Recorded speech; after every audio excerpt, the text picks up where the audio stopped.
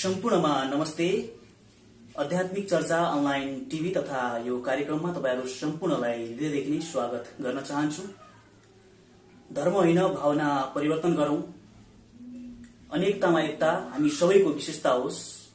त यस्तै कैयौं प्रश्नहरू र कैयौं जिज्ञासा र अध्यात्म के हो, धर्म के हो र वास्तविक प्रेम के हो, एकता के हो र मानवीयता के हो, यस्तै हजारौं जिज्ञासाको संगालो बोकेर आएको यो आध्यात्मिक चर्चा अनलाइन टिभीमा तपाईहरुलाई पुनः म स्वागत गर्न चाहन्छु। र यस्तै जिज्ञासालाई दूर गर्नको लागि, यस्तै जिज्ञासालाई मेटाउनको लागि र यो विषयमा हामी उत्तरित हुनको लागि मैले आज हाम्रो सामु ल्याएको छु आदरणीय कर्मयोगी एवं ब्रह्मज्ञानी महात्मा तथा सन्त निरंकारी मिशनका अनुयायी लगायत सन्त निरंकारी मण्डल नेपालका टिकापुर अध्यक्ष आदरणीय महादेव भण्डारीजी। त उहाँबाट हामी आजको यो विषयवस्तुलाई हामी प्रष्ट हुनेछौं र आजको यो विषयवस्तुमा रहेर पनि छन् यी सबै जिज्ञासाहरूलाई र यी अध्यात्मसँग सम्बन्धित जिज्ञासाहरूलाई हामी केही न केही भए तापनि अलिकति भए नि दूर गर्नेछौं र हामी प्रेरणा पाउनेछौं अध्यात्म जागृतिको बाटोमा र मानवीयताको बाटोमा। त म ढिला नगरिकन आदरणीय महात्मा महादेव भण्डारीजीलाई स्वागत गर्न चाहन्छु। स्वागत छ तपाईलाई। हजुर, धन्यवाद। त आउनुहोस् कि हामी उहाँबाट नै सुनौं यो जुन हाम्रो आजको समय सन्दर्भ छ, हाम्रो जुन विषय छ, यही विषयलाई अँगालेर मलाई केही विविध विषयमा ल्याउन चाहन्छु। त आदरणीय महात्माजी, जुन तपाई विगतको केही समयदेखि नै यो निरंकारी मिशनमा अनुयायी हुनुहुन्छ र तपाईले निरंकारी मिशनमा थुप्रै वर्षदेखि तपाईले योगदान पनि दिइराख्नु भएको छ। त यो वास्तवमा निरंकारी मिशन के हो र यसले के कस्ता कार्यहरू गरिरहेको छ? निरंकारी मिशन, धन्यवाद। निरंकारी मिशन कुनै धर्म या सम्प्रदाय नभई एक आध्यात्मिक विचारधारा हो जो आदिकालदेखि सृष्टिको उत्पत्तिदेखि जुन परमात्मा परमेश्वरबाट सृष्टिको उत्पत्ति भयो, सारा जीव प्राणीको उत्पत्ति भयो अनि त्यो आध्यात्मिक नभइकन भौतिक वस्तु निष्क्रिय हुन्छ। त्यसलाई सक्रिय भौतिक वस्तुलाई सक्रिय तुल्याउने पनि आध्यात्मिक मात्रै हो। आध्यात्मिक भनेपछि आदिकालदेखि नै सृष्टिको प्रारम्भदेखि नै जो अविनाशी छ, अकाट्य छ, जसको छेदभेद छैन, जसलाई केही पनि विकार गरिसक्ने कोही वस्तु छैन, जो हातले पक्रिन नजरले हेरिन त देखिने, त्यसै वस्तुलाई गीताले पुष्टि गरेको छ। नैनन छेदान्ति शस्त्राणी नैनन देहादि पावक नचैनो कलो देहान्तबो नसुति मार्ग। त्यसै वस्तुलाई भागवत कृष्ण चरित्र लेख्ने विद्वानले लेखेका छन्। घरका भित्र र बाहिर जुन तरहले देखिन्छ आकाश यहाँ ब्रह्मै व्यापक छ, उसै तरहले सम्पूर्ण घटघटमा आकाश नाश हुँदैन। जुन तरहले भत्क्यो र खलियो घरि ब्रह्मै ज्ञान बनी, उसै तरहले नाश हुन देहभरि। देह भौतिक हो, आध्यात्मिक ब्रह्म सम्बन्ध छ। त्यसैले यो निरंकारी मिशन कुनै धर्म या सम्प्रदाय नभई यो निरंकारी मिशन कसैको धर्मलाई बिगाड्न पनि चाहँदैन, सम्प्रदायसँग सीमित रेखामा पनि हुँदैन। यो विश्वका मानव प्राणीलाई उत्पत्ति र प्रलय जसबाट भएको छ, यही पारबर परमात्मा एकमात्र ईश्वर परम पिता परमात्मा घटघटवासी अन्तर्यामी त्रिलोकीनाथ, त्यसलाई जानेर मानेर सम्पूर्ण जगतमा एक नजरले जो हेर्दछ त्यो निरंकारी मिशनको सिद्धान्त हो। त्यसैले निरंकारी मिशन कुनै धर्म या सम्प्रदाय नभई एक आध्यात्मिक विचारधारा मात्र यो निरंकारी मिशनको मान्यता र सद्गुरुको यही सिखलाई र मान्यता हो। भनेपछि निरंकारी मिशन कुनै धर्म या सम्प्रदाय नभई एउटा विशुद्ध आध्यात्मिक विचारधारा हो जसले मानवीयता सिकाइरहेको छ, प्रेमको पाठ पढाइरहेको छ र ब्रह्मज्ञानको मार्फत यो आध्यात्मिक जागृति गराइरहेको छ। यही हो सर।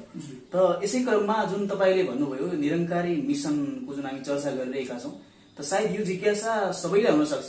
त मैले व्यक्तिगत रूपमा तपाईलाई सोध्न चाहे यो निरङ्कारी मिसन जुन उल्लेखित छ, यो निरङ्कारीको अर्थ अथवा यो निरङ्कारी मिसन यो शब्दमा केही अर्थ अथवा केही रहस्य छ कि यो विषयमा हजुर प्रश्न गरिदिनुहोस्। जस्तै प्रकारले मैले अघि बिन्ती गरेँ, निरङ्कारको अर्थ गीताले भनेको अर्थ र कृष्ण चरित्र, भागवत, अन्य शास्त्रहरूले दिएको अर्थको परिभाषा अघि बिन्ती गरेँ। त्यसैले यो निराकार भनेको आकार रहित जसको कुनै रूपरङ्गै छैन, रेखाइ छैन, जो हातले पक्रिँदैन, नजरले नदेखिँदैन, सृष्टिको अस्तुलोकदेखि दृष्टिमान लोकसम्म एक नाश एक रस छ, सर्वव्यापक छ। त्यसैले यो निरङ्कारको अर्थ हो न रङ्ग, न रूप, न रेखा, न केही पनि नै। अवतारमा यही छ, न रूप रङ्ग रेखा कोटि कोटि प्रणाम तुम्हें। त्यसैले जले विष्णु, थले विष्णु, विष्णु पर्वत मस्तिक जला वाली मय विष्णु, सर्वै विष्णु मया जगत। त्यो शब्द पनि धर्म ग्रन्थहरूमा छ। त्यसैले जले विष्णु, थले विष्णु, विष्णु पर्वत मस्तिक, जहाँ पनि विष्णु, विश्वव्यापक विष्णु, एक परमात्मा विष्णु, यो रूपमा मात्रै होइन, अरूपा। त्यसैले निरङ्कारको पूर्ण परिभाषा हो न रूप, न रङ्ग, न कुनै भेद। भौतिक साकार भनेको शरीरबाट प्रभावित हुन्छ, शरीरको माध्यमबाट सदैवदेखि अहिलेसम्म जसले शरीरकै माध्यमबाट मात्रै अर्को शरीर भएका मान्छेलाई, एक शरीरबाट अर्को शरीरलाई प्रभावित भयो। यो निराकारको परिभाषा अहिले मात्रै होइन, आकार रहित। जस्तै हिन्दी भाषामा निरङ्कार अर्थात् अर्को भाषामा निरङ्कार, नेपाली भाषामा निराकार भनेको निराकार, आकार रहित। अविनाशीको आकार छैन, केही छैन, ब्रह्मको आकार छैन। त्यसै सर्वव्यापक जसो केही पनि आकार छैन, त्यो निराकार छ। निरङ्कारको अर्थ त्यही हो। तपाईँले भने अनुसार हामीले यसरी बुझ्नु पर्यो कि निरङ्कार जसको कुनै आकार नै छैन, रूप रङ्ग नै छैन भनेपछि अभिमान रहित, अहङ्कार रहित। सरल भाषामा भन्नुपर्दा निरङ्कारीको अर्थ अहङ्कारबाट टाढा, अहङ्कारबाट दूर रहेको व्यक्ति नै निरङ्कारी भन्न सक्छ। यसरी बुझौँ हजुर। यसको लागि तपाईँलाई धन्यवाद छ। त अब म फेरि विषयवस्तुलाई अँगाल्न चाहन्छु। जुन तपाईँले अध्यात्मको चर्चा अघि हामीले गर्नु त गऱ्यौँ, तर प्रष्ट रूपमा यसलाई अध्यात्म भनेको के हो र अध्यात्मवाद भनेको के हो र यो आध्यात्मिकताको हाम्रो समाजमा कतिको जरुरी छ र हाम्रो समाजलाई यो आध्यात्मिकताले कतिको प्रभाव पारेको छ, यो विषयमा तपाईँको व्यक्तिगत कुराहरू। आज हाम्रो समाजमा दुईटा वाद छन् संसारमै, एउटा भौतिकवाद, एउटा आध्यात्मिकवाद। आध्यात्मिकवाद भित्र पनि विभिन्न किसिमका अनि तिनका अलग अलग संस्थाहरू छन्। भौतिकवादीको पनि अलग भनाइ छ। तर अब आध्यात्मिकवादमा र कसैले ग्रन्थमा लेखेको आध्यात्मिक शब्दलाई पुष्टि गरेर अलग अलग थ्योरीबाट आध्यात्मिकको परिभाषा लगाउँछन्। तर जहाँसम्म जसले ब्रह्म प्राप्ति गरेर धर्मको समाप्ति गरिसकेको छ, धर्म भनेको परमात्माको मैले व्याख्या गरेँ, अनि त्यसको पूर्ण जानकारी छैन। अर्काले अर्को चिज भनिदियो, अर्काले अर्को थोक भनिदियो, विभिन्न भाषाले भनिदियो। अनि कसैले भगवान त अविनाशी त कैलाश पर्वतमा छन्, अविनाशी पर्वत परमात्मा त काशीपुरीमा बेबिस मात्रै छन्, अनेक अर्थ लगाइदियो। अनि त्यसमा मान्छे भरमारियो। जब ठेगाना लगाउने असल व्यक्ति अथवा औतारी पुरुष नमिल्न मान्छे विभिन्न बाटोमा रमलिएका छन्। त्यसैले निरङ्कारी मिसनमा आध्यात्मिकवादको सही अर्थ आँखी नबोधु, कान नबोधु, खुला नै ननिहाल्नु। कसैको कान बुझेर मात्रै ब्रह्म देखिन्छ भन्ने मान्यता छ, कसैले आँखा निनाएर ज्योतिर्बिन्द छ यही हो परमात्मा भन्ने मान्यता छ। निरङ्कारी मिसनको मान्यता हो न आँखा निनाउनु पर्छ, न कान बुझ्नुपर्छ, खुला दृष्टिले एक गुरुको अनुयायी दिव्य त्रिनेत्र जसलाई भन्छन्, ज्ञानरूपी नेत्र, अनुभूतिबाट प्रष्ट यिनी आँखाद्वारा, यही शरीरद्वाराको माध्यमद्वारा मात्रै यो आध्यात्मिक ब्रह्मलाई चिन्न सकिन्छ। त्यो ब्रह्म चिनिसकेपछि ब्रह्मको समाप्ति हुन्छ। आध्यात्मिकवाद भनी जसले पुरुष परष्ट ग्रन्थले लेखेका कुरालाई, जस्तै उदाहरणका लागि यहाँसँग बिन्ती गरेँ, स्कुलमा विद्यालयमा विद्यार्थी जान्छ, किताबमा शब्द छ, त्यसको सही उत्तर आउँदा साथ विद्यार्थीको मनमा भित्र विद्यार्थीको कुमल खिल्छ अनि उसले पनि आफ्नो मनलाई आनन्द पाउँछ। ठिक त्यस्तै प्रकारले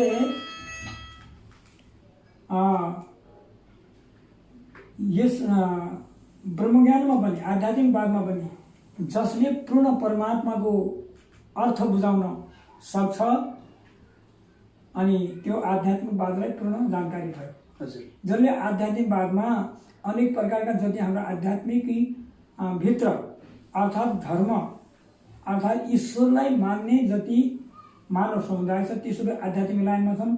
म कसैको निन्दा र घृणा गर्न चाहँदैन। सबै हाम्रा विश्वका प्राणी मानव हाम्रा समाज हुन्, तर त्यसभित्र जो निरङ्कारी मिसनको अथवा सद्गुरुसित पूर्ण जानकारी ग्रन्थले लेखका कुरा बिल्कुल पुष्टि गरेर जसले बताउँछ त्यो पूर्ण आध्यात्मिकवादको पूर्ण अर्थ त्यहाँबाट पाइन्छ।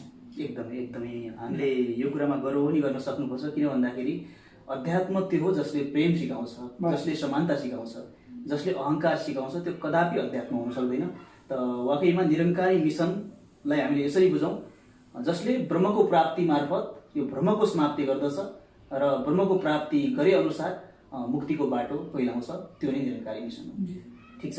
र यसै क्रममा हामीले तपाईँलाई विविध जिज्ञासाहरू जुन युवाहरूका छन् अहिलेको समयमा, अहिलेको जुन युवाहरू गुज्रिरहेका छन् अहिलेको समयमा, जुन तपाईँले देख्नुहुन्छ भौतिकवादमा हामी अल्झिएका छौँ र भौतिकवादमा जकडिएका छौँ र यस अर्थमा यता कता यो वैज्ञानिक युगमा भौतिक युगमा हामीले अध्यात्मको अर्थ नै बुझ्न नसकेका हौँ कि अथवा अध्यात्मवादमा हाम्रो चासो किन नभएको हो अथवा अध्यात्मवादलाई हामीले किन त्यतिको महत्त्व दिन नसकेको हो।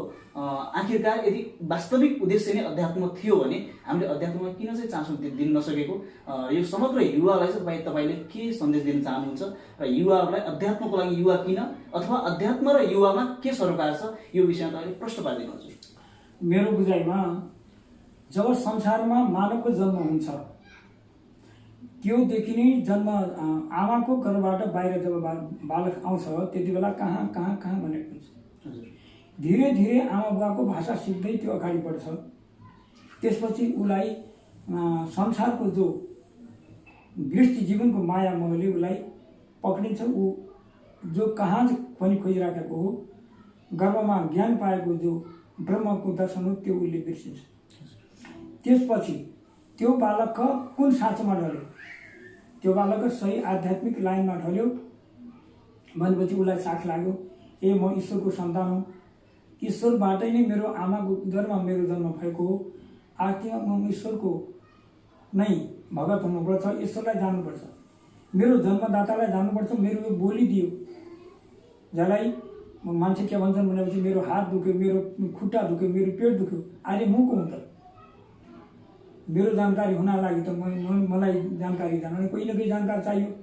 त्यसैले त्यसपछि जब त्यो युवक अवस्था नै त्यस्तो किसिमको युवकलाई चासो जब जाग्छ अनि सम्पूर्ण युवकहरूमा आध्यात्मिक भौतिक र आध्यात्मिक एक अर्काका परिपूरक दुई मार्ग हुन्, दुईवटा पाङ्ग्रा हुन्।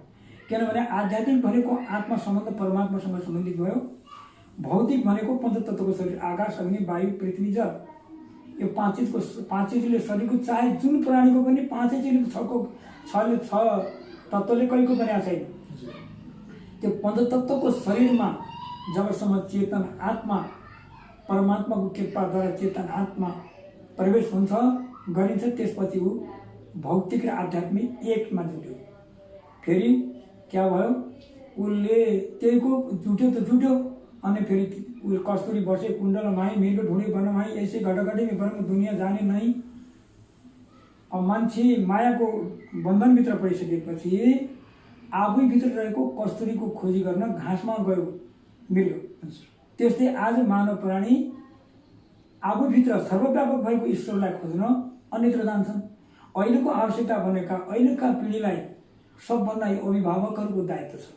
प्रत्येक धर्म जति संस्थाहरू छन् हाम्रा, चाहे त्यो जुन धर्म संस्थामा गए पनि आफू त्रय अर्काको तरयो उस जनका नमस्कार सद्गुरु बाबाजीले भन्नुभएको छ। जसले आफू तरेको नाउँमा अरूलाई तर्ने प्रेरणा दियोस्, आफू ब्रह्मज्ञानी अथवा सत्सङतिर भगवानको भजन कीर्तनतिर चलिन्छ भने छोराछोरीहरूलाई पनि भविष्यका कर्णधार पिँढीहरूलाई पनि जसले प्रेरणा दियो ऊ जरुर आध्यात्मिक लाइनमा जुट्यो। जसले आफू कुकर्मतिर लाग्यो आफ्ना भावी सन्तान युवकहरूलाई पनि कुकर्मतिर लगायो, फेरि उसको पछाडि जब अन्धकार आयो, अज्ञान रूपी अन्धकारले छोप्यो। जस्तै अस्ति हामीले देख्यौँ सूर्यलाई पृथ्वीको परछाइ पऱ्यो, बुझ्नेले पृथ्वीको परछाइ पऱ्यो भन्ने बुझे, नबुझ्नेले भन्नु नाइक्याले छुयो भन्थे। त्यस्तै किसिमको फर्म हुन्छ। त्यसैले अहिलेको अवस्थामा युवा पिँढीलाई पनि आध्यात्मिकको अति आवश्यकता छ। यदि आध्यात्मिक मात्रै भौतिकमा मात्रै उम्लियो भने भौतिकवाद त छँदै छ। हामी कहिलेकाहीँ भन्दा सुन्छौँ त अन्तिम अवस्था रोगीलाई बचाउन नसक्ने अवस्थामा डाक्टरहरूबाट जो विज्ञानका विशेषज्ञ हुन् उनबाट पनि मैले बरु कोसिस गरेँ तर यसपछि भगवान गइन्छ। त्यसपछि कहाँ बिसाउने ठाउँ? परमात्मामै बिसाउने ठाउँ हुन्छ। त्यसैले युवा पिँढीमा अहिलेको अवस्थामा यो विश्वमा भौतिक विकासको साथसाथै आध्यात्मिक यदि छैन भनेपछि यो समाज टिक्न र टिकाउन एकअर्कामाथि दोस्रारोपण अनेक किसिमका नहुने विकृति फैलिनकोबाट रोक्नको लागि युवा पिँढीमा आध्यात्मिक लाइनको, आध्यात्मिक ज्ञानको, आध्यात्मिकको जरुरी छ। यो मेरो सोचाइ छ। हजुर, त्यसो भए तपाईँ एउटा आध्यात्मिक विचारधारासँग सम्बन्धित पर्फेक्ट वक्ता पनि हुनुहुन्छ र यही विषयलाई अँगालेर म तपाईँलाई एउटा प्रश्न के गर्न चाहन्छु भने हाम्रो साँगुरो दिमाग भनौँ अथवा भ्रमित दिमाग भनौँ, अध्यात्म भन्ने बित्तिकै हामीले चाहिँ यो मठ मन्दिरमा गएर पूजा गर्ने, यो अगरबत्ती बाल्ने, धुप बाल्ने, यो नै हाम्रो साँगुरो दिमागमा छ। र अध्यात्म भन्ने बित्तिकै मान्छेको साँगुरो दिमागमा यो के गर्ने, यो त पछि 80-90 वर्षको भएपछि 70 कटेपछि 60 कटेपछि गर्ने कुरा हो र यसले हामीलाई के फाइदा, यो त समयको बर्बादी हो भन्ने एउटा साँगुरो दिमागमा प्रश्न छ र हजारौँ युवाहरूको, लाखौँ युवाहरूको दिमागमा यो नै छ। यो सर्वस्वीकार्य कुरा हो। भनेपछि यसलाई तपाईँले चाहिँ तपाईँको तर्फबाट कसरी यो युवाहरूको दिमागमा रहेको यो जालोलाई कसरी हटाउन सक्नुहुन्छ र बास्तावधि अझै प्रभाव हुन्थ्यो? हजुर, आध्यात्मिक भन्दामा जस्तै मेरो बुझाइमा म कुनै मठ मन्दिरको टिप्पणी गर्न पनि चाहँदैन। हजुर, किन भन्नुहुन्छ भने मेरो बुझाइमा मठ मन्दिर जति हुन् यिनी साधारणतया शिशु कक्षा सरह हुन्। कसको लागि भने जसले जिज्ञासा ब्रह्म प्राप्तिसम्म पुगेको छैन उहीका लागि आध्यात्मिक लाइनको यो प्रथम बाटो हो मेरो बुझाइमा। त्यसपछि मुक्ति होइन, त्यो जरुर आध्यात्मिक लाइनमा लगायो, भगवान्लाई मान्नुपर्छ भनेर करिब मन्दिरसम्म पुर्यायो, तर मुक्ति होइन। मुक्ति जहाँसम्म तब हो जब आफूभित्रको र बाहिरको वस्तु एक वस्तुलाई देख्दैन। पानीमा माछाको गति छ तर माछालाई थाहा छैन मेरा भित्र र बाहिर माछा। जब त्यही माछालाई मेरो बाहिर पनि पानी छ, भित्र पनि पानी छ, म पानीमै खेलिरहेको छु भन्ने जस्तो अनुभूति मेरो भित्र र बाहिर एकै ब्रह्म छ, ईश्वरको अधीनमा छु, म खाली छैन भन्ने यो जुन पूर्ण प्रष्ट जानकारी जबसम्म तत्त्वज्ञान हुँदैन, आध्यात्मिकको पुरा परिभाषा बुझ्दैन तबसम्म उसलाई अनुभूति हुँदैन। अब त्यो हुनका लागि चाहे मन्दिर मान्ने हुन्, चाहे मस्जिदमा जाने हुन्, चाहे गिर्जा जहाँ पनि जाउँ, तर भावी पिँढीलाई पनि धीरे धीरे लाइनमा लगेर अब म भन्नको मतलब म मन्दिरमा गएँ, मेरो छोरो भट्टीमा गयो, यो शब्द भन्ने कुरा त होइन, कोही दुःख मान्नान्। म एकतिर गएँ, मेरो छोरो अन्तै गयो, अरू नराम्रो कुकर्मतिर गर्दैछ भने मेरो कर्म गरेको क्या फल? मैले पुजारी भएको क्या फल? मैले यदि पुजारी हुनु छ भने सही पूजा क्या हो, सही धर्म क्या हो, सही मानवको कर्म क्या हो? वेदले मनुर्भव किन भन्यो? मान्छे बन किन भन्यो? गाईलाई गाई बन त भनेन, भैँसीलाई भैँसी बने त भनेन, तर मान्छेलाई मनुर्भव किन भन्यो? मान्छे बन, क्याको लागि मान्छेको जन्म भएको हो। आफ्नो परमपिता परमात्मा 84 लाख नर्क उद्धारणार्थे 84 लाख नर्कमा फुचेर फेरि मान्छेको जन्म भएको भने किन लेख्नु पर्यो? त्यसैले 84 लाख योनिपछि पाएको मनुष्यमा देवतालाई पनि दुर्लभ छ। त्यस्तो जन्म पाएको मान्छेले मान्छे भन्ने पछान जबसम्म पूर्ण ब्रह्मज्ञान आध्यात्मिकको पूर्ण जानकारी हुँदैन तबसम्म पूर्ण जानकार पुरुषसँग जब सम्पर्क हुँदैन, यस सत्यको अनुभूति हुने पुरुषसँग जब सम्पर्क हुँदैन तबसम्म जस्तै प्रकारले अर्को उदाहरण भनौँ, समय यहाँ छ भनेपछि महाराज काठमा आगो छ, लुगा लखडमा आगो छ, पत्थरमा आगो छ हो, अनि तोरीमा तिलमा तेल छ हो। तोरीलाई र तिललाई तेल भन्न मिल्छ? मिल्दैन। काठलाई आगो भन्न मिल्छ? मिल्दैन। पत्थरलाई आगो भन्न मिल्दैन? मिल्दैन। यो विद्युतीकरणबाट आगो प्रकट हुन्छ? मिल्दैन। तर आगो छ, त्यसको अनुभूति जसको जानकारी उसलाई मात्रै छ। त्यस्तै प्रकारले हरेक भूत प्राणीमा एक परमात्मा आध्यात्मिक जो हो त्यो शब्दको पूर्ण व्यापक छ। त्यसलाई निराकार अघि भन्यो, त्यो व्यापक छ। त्यसको अनुभूति, त्यो आध्यात्मिक पूर्ण अनुभूति जबसम्म पूर्ण गुरुको दर्शन हुँदैन, पूर्ण सन्तको ब्रह्मज्ञानी सन्तको सत्सङ्ग जबसम्म हुँदैन तबसम्म त्यो लाइनमा आउनु गाह्रो हुन्छ। तर कुनै मठ मन्दिरको म विरोध गर्दैन, ती आध्यात्मिक लाइन हुन्। मेरो बुझाइमा शिशु कक्षा मात्रै हो, मुक्ति होइन। त्यो पिएचडी अथवा कोही बिकम गरेको अथवा एमए गरेको डिग्री होइन। डिग्री तब प्राप्त हुन्छ जब पूर्ण ब्रह्म अनुभूति हुन्छ, जब ऊ टिचर बन्न लागेको हुन्छ। अब यी 2 शब्द अवतारवाणीको राखे अनुमति पाएपछि निरकारी बाबाको भनाइ छ, जन्मी रहो गृहस्थी बनकर कोई भेष बनना नहीं, साधु बन के भीख मांगना ये सच्चा व्यापार नहीं। कर्म करो और सेवाधारो, भूपर बनना भूवन की पृथ्वी, ऊपर बनना भार नहीं, प्रभु इच्छा को शंकर मानव मन आफ्ना भटकाओ न, कय अवतार गृहस्थी अति उत्तम छोडो वन में जाओ। वन जानु कहीँ पनि पर्दैन, गृहस्थीमा बस, आफ्ना बालबच्चा परिवारसँग ईश्वरको आराधना गर्नु सिकाओ, ईश्वरको जानकारी गराओ, आफूले पनि अनुभूति गर। तर जुन झुटा आडम्बर हो, दिनभरिका तपस्याधारी राति खाना 9 कुँडा मारी भन्ने अर्थमा नजाओ। त्यो प्रशुद्ध सद्गुरुले त्यसो भनेन, तर मेरो भनाइमा आयो। तर त्यो हुँदैन। जबसम्म सद्गुरुको पूर्ण अनुयायी हुन्छ, सद्गुरुले पूर्ण ज्ञान दिएको सम्म अनुसरण गर्न गरिसक्छ। त्यो पनि ज्ञान त लियो, त्यसमा ध्यान गरेन, सम्झेन भनेपछि उहीमा निर्भर छैन। जसले त्यो भनेको पूर्ण ब्रह्म ज्ञान लिइसक्यो, उहीका लागि आध्यात्मिक पूर्णको जानकारी भयो। त्यसरी यो युवा पिँढीसम्म जबसम्म पुग्छ भने युवा पिँढी पनि बडा मग्न हुन्छन्। जस्ता जलमा रहेको कमल सरह हुन्छन्, उनीहरूलाई कुनै कर्म काँटाले, नराम्रा काँटाले घोत्दैन। उन संसारमा न कसैबाट झिझिन्छन्, न कसैलाई झिझाउँछन्। जलमा रहेको कमल बराबर हुन्छन्, जो आध्यात्मिक लाइनका युवकहरू छन्। भविष्यका कर्णधार देश, समाज, आध्यात्मिक पिँढी आफ्ना अग्रजहरूको लागि एउटा कर्णधार कमल बराबर हुनेछन्। यस अर्थमा भन्नुपर्दा हामीले चाहिँ कसरी बुझ्नु पर्यो भन्दाखेरि परमात्माको दर्शनानुभूति बिना, यानी परमात्माको दर्शन अथवा अनुभूति बिना अध्यात्मको पूर्ण सम्भव छैन, पूर्ण जानकारी सम्भव छैन र मुक्ति सम्भव नै छैन। भनेपछि यति कुरा बुझिरहँदा, यति कुरा जानिरहँदा अब सबैलाई तपाईँले सन्देश दिने कुराहरू के हो यो हामी जान्न चाहन्छौँ। किनभने तपाईँले समग्र मानव जातिलाई अथवा समग्र युवालाई तपाईँले के सन्देश दिन चाहनुहुन्छ जस मार्फत चाहिँ अध्यात्म जागृति रहोस्। किन भन्दाखेरि अध्यात्म जागृति बिना त परमात्माको दर्शन सम्भव छैन। यदि परमात्माको दर्शन सम्भव छैन भने तपाईँले भनेअनुसार मुक्ति सम्भव छैन। यस अर्थमा तपाईँले यो प्रश्न पारिदिनु होला कि अध्यात्म जागृति चाहिँ कसरी ल्याउन सकिन्छ र वास्तवमै आध्यात्मिक जागृति भनेको के हो? हजुर, आध्यात्मिक जागृति भनेको जब मैले अघि बिन्ती गरेँ नि, हजुर, प्रत्येक अभिभावकहरूले आफ्ना युवकहरूलाई, आफ्ना भावी पिँढीहरूलाई आध्यात्मिक यो नैतिक पाठन, जसलाई नैतिक शिक्षा भन्छ नि, नैतिक शिक्षा भनेको ईश्वरको नाम पहिले भोक लाग्नु पर्यो। ईश्वरको नाम जप्दाखेरि तिनले सिकाउना बालबच्चाले आफ्ना केटाकेटीले सोधन् कि बुवा ईश्वर कहाँ छन् त? अनि त्यसपछि उनले पूर्ण तत्त्वदर्शीसँग भेट गरायो, पूर्ण अनुभूति भएको।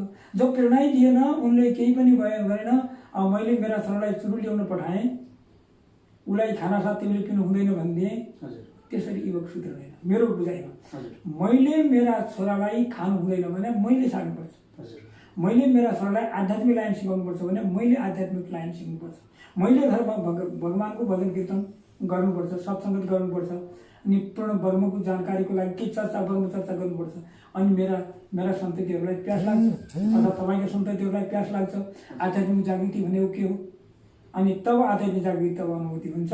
अरे जो ममा छ त्यो मेरो साथीमा पनि छ, जुन शरीर, जुन तत्त्वले मेरो शरीर बनेको छ मेरो साथीमा पनि छ। सम्पूर्ण साथी कोही धर्म, मानव के नै जाति धर्म छुन जाँदैन। सम्पूर्ण मानव प्राणीमा, युवकहरूमा ऊ पनि एक बराबर एक नजरले हेर्न चाहन्छ, सबैसँग प्रेम बाँड्छ, उसँग निद्रा हुँदैन, नफरत हुँदैन। फेरि के भयो भनेपछि मानवतावादी सिद्धान्त लागू भयो। उसको लागि न बैली छ, न आफू छ, न उसको दुश्मन छ। त्यसैले आध्यात्मिक जागृति भनेको यो घर घरबाट आफ्ना युवकहरूलाई आध्यात्मिक नैतिक शिक्षा पढाउनु र उनलाई जिज्ञासा जगाउनु जरुरी देखेको छ, अनि मात्रै सम्भव छ। त्यसैले यो सुरुवात हामीले कमी गरेका होला पनि, तर यो सुरुवात निरङ्कारी मिसनले गरिरहेको छ। हामी कहाँ बाल युवक सङ्गत सत्सङ्ग पनि छ, अहिले लकडाउनले बन्द छ त पनि बाल सङ्गत पनि छ। हाम्रो मिसनका अब म प्रश्न यहाँसँग विन्ती गरिहालौँ, तपाईँलाई जानकारी छ, किनकि तपाईँ एक सन्त परिवारको मान्छे र कुनै किसिमको अरू ठाउँमा स्वयंसेवकहरूको स्वयंसेवक भन्छन्, हामी सेवादल लौजान भन्छौँ, न तलब छ, न भत्ता छ, केही पनि छैन, प्रेरणा सिर्फ छ। त्यही प्रेरणाले हामी ईश्वरका भगत हौँ, ईश्वरलाई जानकारी गरौँ, यही मानवता सोचेर आफ्नो कर्मबद्ध रूपले आध्यात्मिक जागृतितिर लागेका छौँ। यही निरङ्कारी मिसनको शिक्षा पनि हो र यो युवक पिँढीसम्म जानुपर्छ भन्ने मेरो मान्यता पनि हो। भन्ने गरिन्छ, बुरा जो खोजन में चला, बुरा न मिल्या कोही, जो दिल खोजा आफूमै मुझसे बुरा न कोही। यस अर्थमा संसारलाई बदल्नु छ भने, संसारलाई प्रेमको पाठ सिकाउनु छ भने सर्वप्रथम आफूले प्रेम गर्नु जरुरी छ र आफूलाई बदल्न जरुरी छ। त आदरणीय महात्माबाट हामी यही श्रवण गरिरहेका थियौँ आध्यात्मिक जागृतिको सन्दर्भमा। त यदि संसारमा जागृति फैलाउनु छ भने सर्वप्रथम आफूले परमात्माको दर्शन गर्नु जरुरी छ र त्यस पश्चात परमात्माको दर्शन गरे अनुसार मानवीयता, प्रेम, एकता, भाइचारा संसारमा आफूमा ल्याउनु जरुरी छ, आफूमा धारण गर्न जरुरी छ। त्यसपछि अवश्य पनि संसार बदलिनेछ। त आदरणीय महात्माबाट हामीले यो श्रवण गऱ्यौँ। महात्माजीलाई यही अरदास गर्न चाहन्छु, यही जिज्ञासा राख्न चाहन्छु कि जति पनि संसारमा देखिराख्नु भएको छ मानव जाति भौतिकवाद र अध्यात्मवाद दुईटा पाटोलाई समेटिरहेको छ। र मैले अघि पनि तपाईँलाई भने अझै दोहोऱ्याउन चाहन्छु, अध्यात्मवादलाई व्यक्तिले यदि साँच्चै नै मूल्याङ्कन गर्ने हो भने 10% पनि दिएको देखिँदैन, जबकि 90% भौतिकवादमा मान्छे अल्झिएको छ। र तपाईँले भनेअनुसार वास्तवमै अध्यात्मवाद नै जीवनको लक्ष्य हो र हुनु पनि पर्छ भन्ने जुन तपाईँले राख्नुभयो, यदि यसो हो भने यो संसारमा मान्छेले भौतिकवादलाई चाहिँ किन महत्त्व दिइरहेको छ र भौतिकवादमा नै मान्छे किन अल्झिरहेको छ, यो विषयमा तपाईँले राखिदिनु भएको छ। मैले बुढापाडाबाट पनि भन्न सुनेको थिएँ, साँझ कहूँ त मारा धावे, झुट कहूँ जगत पत्याई। अहिले तपाईँ देखिरहनु होला, बजारमा कसले नौटङ्गी नाटक ल्यायो भनेपछि प्रचार गर्नु पर्दैन, एकअर्कासँग इसारा गरिदिएपछि मान्छेको गुच्छु लाग्छ। साँचो कुरा त्यहाँ सत्य कथा छ, अर्थात् भन्नु सत्सङ्ग छ, अर्थात् त्यहाँ महायज्ञ छ, भगवानको भजन कीर्तन हुन्छ भनेपछि कि त्यहाँ आफ्नो नाम अगाडि बढाउन लागि मात्रै बोलान्, नत्र त्यहाँबाट सुनिकन आएपछि चैतका उठाइ जता चिया उठाइ। त्यसैले त्यो गर्न चाहँदैन। वास्तवमै यो जगतमा यो आध्यात्मिकको भौतिकवादलाई प्रति प्राथमिकता दिएर आध्यात्मिकको बिल्कुल खोजी नभएको कारणले आज विश्वमा मानिसमा काटाकाट मारामार मानिसको लागि गोली बारुद जो बने त्यो पशुको लागि बनाएको होइन, मृगका लागि बनाएको छैन, कहीका लागि बनाएको छैन। एक देशलाई अर्को देशलाई प्रहार गर्न, एक मानवलाई अर्को मानवलाई प्रहार गर्न मात्रै बनिएका छन्। त्यसैले यो हुनको कारण आध्यात्मिक ह्रास भएको कारणले एक अर्काको सत्य कुरालाई नपचाउन सक्ने स्थिति भएको हुनाले भएको। तर जहाँसम्म भौतिक र आध्यात्मिकलाई, भौतिक भनेको शरीर हो, आध्यात्मिक भनेको परमात्मा हो जो शरीरलाई जीवित राख्दछ भन्ने पूर्ण अनुभूति जब भइसक्यो भने प्रत्येक मानवमा, चाहे नेतामा हो, चाहे समाजका अगुवाईमा हो, चाहे घरको परिवारमा होस्, चाहे देशको गाउँको टोलको अगुवाईमा हो, यो अवस्था सिर्जना हुनासाथ कहीसँग झगडा पढाउँदैन। र अन्तमा समग्र मानव जातिलाई तपाईँले के सन्देश दिन चाहनुहुन्छ? सम्पूर्ण मानव जातिलाई म सर्वप्रथम अहिलेको जो भयावह अवस्था छ, कोरोना नामले विश्वमा एउटा प्रलयको अवस्था भएको छ। यो परमात्मासँग यही प्रार्थना गर्न चाहन्छौँ, यो साँझ छिटै नै निवारण होस्। हामीले अहिले अनलाइन वचन पनि अनुसरण गर्ने, जब त्यस्तो किसिमको त्यही पनि जैसँग अनलाइनको अवस्था छ, उही महात्माले, उही सन्तले, उही बहिनीले मात्रै त्यो सुन्नु पाएकी छन्, नत्र सबै भड्काएका छन्, तड्केका छन्, बालुवाको पढेका माछा बराबर भएका छन्। जहाँ मन्दिर मस्जिदमा जाने सन्त परिवारले पनि आफ्नो अवस्थामा जान सकेका छैनौँ, हामीले पनि सकेका छैनौँ। अन्तमा सम्पूर्ण मानव प्राणीमा ईश्वरको जानकारी हुने जिज्ञासा जागोस्, भौतिकवादका साथसाथै आध्यात्मिक र भौतिकवाद दुईटा एक रथका दुईटा माग्रा हुन् भन्ने सबैको हृदयमा अनुभूति होस्, विश्वमा शान्ति छाओस्, हाम्रो नेपालमा पनि शान्ति छाओस् र यो भगवान एक छ दुई छैन भन्ने सम्पूर्ण मानव प्राणीमा पर्छाइ परोस् र छिटो छिटो यो शान्ति कायम होस्। आजको यस बसाइमा हामीले विविध विषयलाई अँगालेर आध्यात्मिक चर्चा गऱ्यौँ र अध्यात्मको लागि युवा किन र आध्यात्मिक जागृति भनेको के हो र वास्तवमा अध्यात्म के हो भन्ने विषयमा हामीले विविध प्रश्नहरूलाई सङ्गालेर आदरणीय महात्माबाट हामीले विविध प्रश्नहरूको उत्तर पायौँ र जिज्ञासा समेटिएर हामीले उहाँबाट विविध प्रश्नहरूका ती उत्तरहरू महसुस गर्न सक्यौँ र उत्तरहरू पाउन सक्यौँ। उहाँले हामीलाई यो अमूल्य समय दिनुभएको छ। त आगामी दिनहरूमा पनि तपाईँले हामीलाई साथ दिनुहुनेछ। तपाईँले यी हाम्रा प्रश्नहरूलाई, कैयौँ समस्याहरूलाई, कैयौँ जिज्ञासाहरूलाई मेटाइदिनुहुनेछ र अझै पनि आगामी दिनहरूमा पनि तपाईँले हामीलाई समय दिनुहुनेछ भनेर मैले आशा गरेको छु र तपाईँले यो अमूल्य समय हामीलाई दिनुभयो, त्यसको लागि धेरै धेरै धन्यवाद छ। ल, धन्यवाद। मेरो पनि यही प्रतिज्ञा छ, हे परमात्मा मेरो जीवन छनासम्म मभन्दा बुजुर्ग अग्रजका साथसाथै मभन्दा पछाडिको पिँढीसँग पनि दुईटा हात दुईतिर फैलाएर मेरो जीवन अन्तिम श्वासमा बितोस्। यो परमात्मा सत्य हो भन्ने जुन 25 वर्षको उमेरमा मैले प्राप्त गरेँ, मेरो अन्तिम अवस्थासम्म पनि यो कायम रहोस्। यही प्रार्थना, यही बिन्ती गर्दा साथ तपाईँलाई धन्यवाद दिन्छु। धन्यवाद। उहाँ हुनुहुन्थ्यो आदरणीय कर्मयोगी एवं ब्रह्मज्ञानी महात्मा महादेव भण्डारीजी र उहाँ निरङ्कारी मिसनको अनुयायी पनि हुनुहुन्छ र यसै क्रममा उहाँले निरङ्कारी मिसनमा नेपालको तर्फबाट टिकापुरको अध्यक्षको रूपमा योगदान पनि दिइराख्नु भएको छ। त आदरणीय महात्माबाट हामीले विभिन्न विषयमा विविध जिज्ञासाहरूलाई समेटेर हामीले धेरै प्रश्नहरू गऱ्यौँ र धेरै जिज्ञासाहरू पनि हामीले गऱ्यौँ र त्यसको उत्तर पनि हामीले पायौँ र जुन आध्यात्मिक जागृति सम्बन्धी जुन हामीले आज जिज्ञासा गरेका थियौँ र जुन प्रश्नहरू समय सन्दर्भलाई ओगटेका थियौँ, त वाकैमा जुन महात्माजीले दिनुभएको छ, जुन निरङ्कारी मिसनबाट दिने जुन सन्देश दिनुभएको छ, जुन निरङ्कारी मिसनले सिकाएको छ प्रेमको पाठ, मानवीयता, धर्म त्यही हो जसले प्रेम सिकाउँछ, जसले अहङ्कार सिकाउँछ, त्यो धर्म हुनै सक्दैन। मानवता त्यही हो जसले प्रेम सिकाउँछ, मानवता त्यही नै हो जसले अध्यात्म जागृति गराउँछ। त आउनुहोस्, उहाँ निरङ्कारी मिसनको अनुयायी र निरङ्कारी मिसनको एक प्रकट वक्ता हुनुहुन्थ्यो। हामीले उहाँलाई सुन्यौँ र उहाँबाट विविध उत्तरहरू पनि हामीले पायौँ र हाम्रा समस्याका समाधान पनि पायौँ र मलाई आशा छ तपाईँहरू सबैले पनि तपाईँमा लागेका ती विविध समस्याहरू, ती जिज्ञासाहरूको समाधान पाउनुभएको छ भन्ने मैले आशा लगेको छु र मलाई यो पनि विश्वास छ यो सानो अन्तर्वार्ताले, यो आध्यात्मिक चर्चाले हामीलाई केही न केही रूपमा समाधान गरेको छ र विविध विषयलाई समाधान गरेको छ र केही न केही रूपमा पनि अध्यात्म जागृति र मानवीयताको पथमा अगाडि बढ्न प्रेरणा दिएको छ। र आजको एपिसोड यति नै। तपाईँहरूलाई यही अरदास गर्न चाहन्छु, यही कामना गर्न चाहन्छु कि अध्यात्म जागृति नै एउटा यस्तो मात्र माध्यम हो जस मार्फत हामी प्रेम, एकता, नम्रता, भाइचारा समाजमा ल्याउन सक्छौँ। आध्यात्मिक जागृति मात्र एउटा यस्तो माध्यम हो जसले मानवीयता संसारमा कायम गर्न सक्छ र आध्यात्मिक जागृति नै मात्र एउटा यस्तो माध्यम हो जसले पर्खाल रहित संसार बनाउन सक्छ। त धेरै शब्दहरूको सहारा लिन चाहदैन। त आदरणीय महात्माबाट हामीले जति पनि आज उत्तरहरू पायौँ, समाधानहरू पायौँ, त यसलाई मनन गर्नुहोला र अवश्य पनि मलाई विश्वास छ तपाईँहरूका समस्याहरू समाधान भएका छन्। धन्यवाद।